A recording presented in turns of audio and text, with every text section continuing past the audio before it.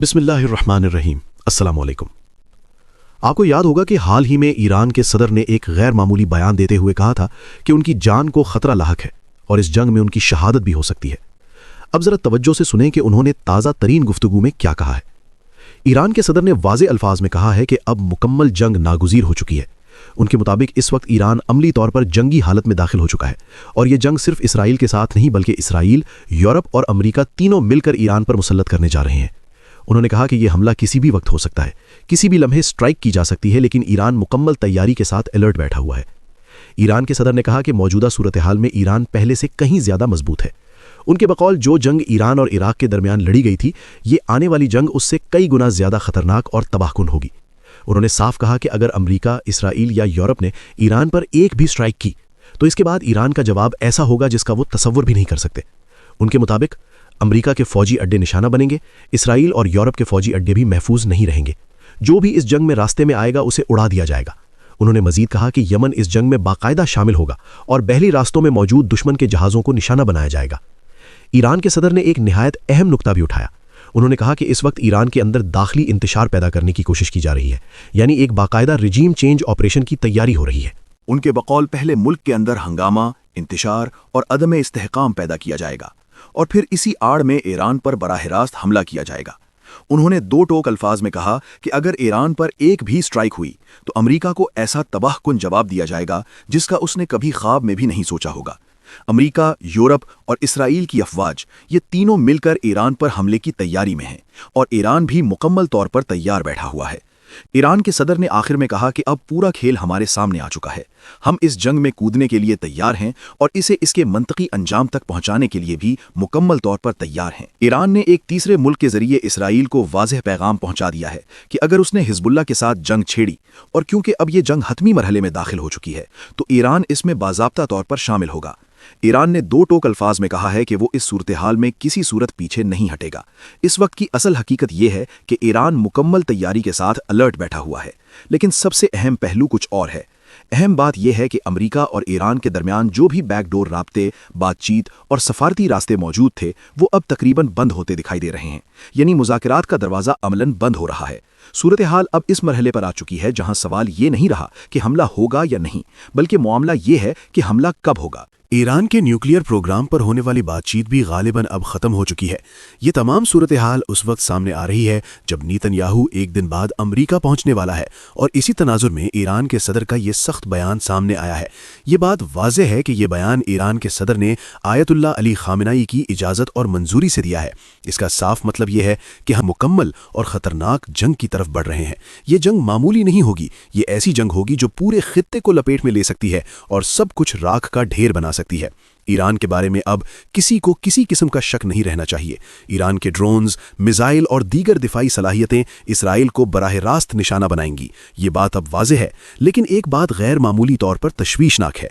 Iran के सदर ने कहा है कि इस बार ईरान के खिलाफ कंबाइंड फोर्सेज इस्तेमाल की जाएंगी, यानी अमरीका की फौजें, यूरोप की फौजें और इसराइली फौज ये सब मिलकर ईरान के खिलाफ कार्रवाई करेंगी। यहां अंदरूनी इंतशार और रजीम चेंज की बात सामने आती है।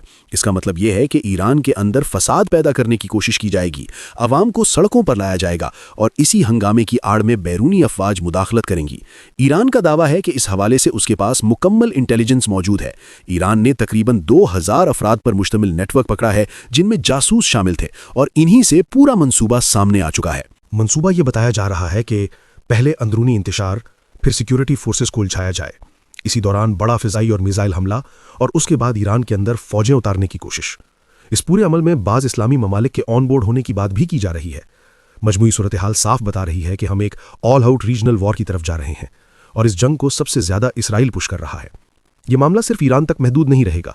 इसराइल शाम में मजीद पेशकदमी चाहता है।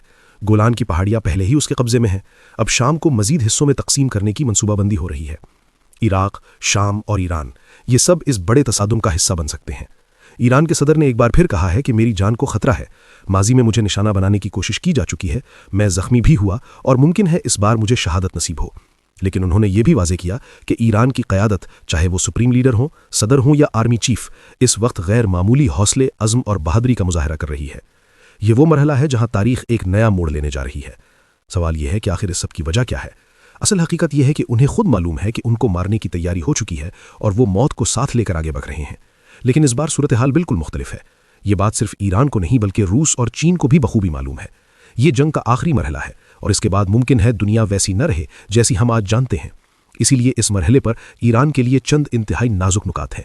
اگر ایران کسی بھی جگہ غلطی کر گیا، اگر وہ کسی ٹریپ میں آ گیا اور اگر کسی وجہ سے اس کے میزائل وقت پر نہ چل سکے، تو پھر اسرائیل اپنا اصل منصوبہ نافذ کرے گا اور کسی صورت نہیں رکے گا۔ اسرائیل کا پلان واضح ہے۔ وہ یہ چاہتا ہے کہ ایران کے میزائل نہ چل پائیں، پہلے فضائی اور سائبر حملے کیے جائیں اور پھر زمینی افواج ایران کے اندر اتار دی جائیں۔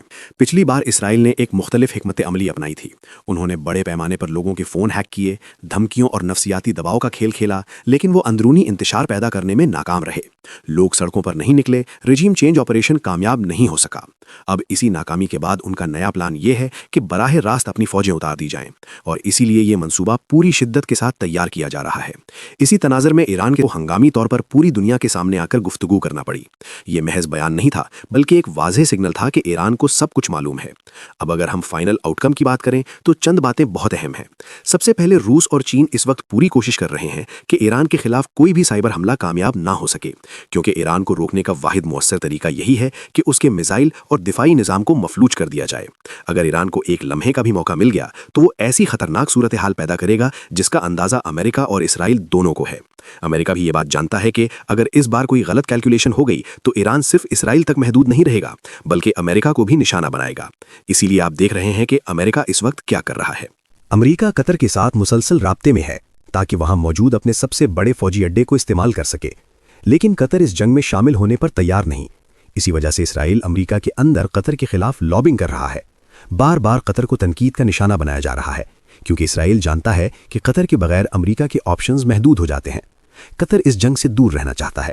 اس کے ترکی، پاکستان اور ایران کے ساتھ قریبی تعلقات ہیں۔ یہ وہی قطر ہے جس نے ماضی میں ایران اور امریکہ کے درمیان رابطے میں کردار ادا کیا تھا۔ آپ کو یاد ہوگا کہ جب ایران نے امریکی فوجی اڈے پر حملہ کیا تھا تو قطر کے امیر نے خود ایران کے صدر سے بات کی تھی۔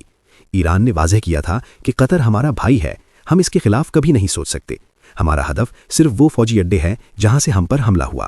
یہی وہ پس منظر ہے جس کی وجہ سے قطر آج بھی اس جنگ سے خود کو دور رکھنا چاہتا ہے، لیکن اب یہ صورتحال زیادہ دیر برقرار رہنے والی نہیں۔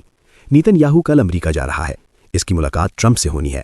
یہ بات ذہن میں رکھیں، چاہے میڈیا میں یہ دکھایا جائے کہ ٹرمپ نے انکار کر دیا، حقیقت میں وہ انکار نہیں کرے گا۔ اس کے پاس کوئی حقیقی آپشن نہیں ہے۔ اگر ٹرمپ نے زیادہ مزاحمت کی تو اسرائیل امریکہ کے لیے بھی بڑے مسائل کھڑے کر سکتا ہے۔ اس لیے اب یہ مان لینا چاہیے کہ ٹرمپ تیار ہوگا اور معاملہ اب آخری مرحلے میں داخل ہو چکا ہے۔ یہ لڑائی بالکل سر پر کھڑی ہے۔ دنیا ایک خطرناک موڑ کی طرف بڑھ رہی ہے۔ آپ نے دیکھا کہ چین نے کس طرح سلور کی قیمتوں کو آسمان تک پہنچا دیا، کس طرح عالمی معیشت کو جھٹکے دیے جا رہے ہیں۔ یہ سب ایک بڑے عالمی بحران کی علامات ہیں۔ یہ بحران ایسا ہے جو کسی ایک ملک تک محدود نہیں رہے گا، اس کی لپیٹ میں سب آئیں گے، آپ، میں اور پوری دنیا۔ آخر میں یاد رکھیں، سبسکرائب کرنا مت بھولیں، ویڈیو کو لائک کریں، شیئر کریں اور کامنٹ سیکشن میں اپنی رائے کا اظہار ضرور کریں۔ اللہ حافظ۔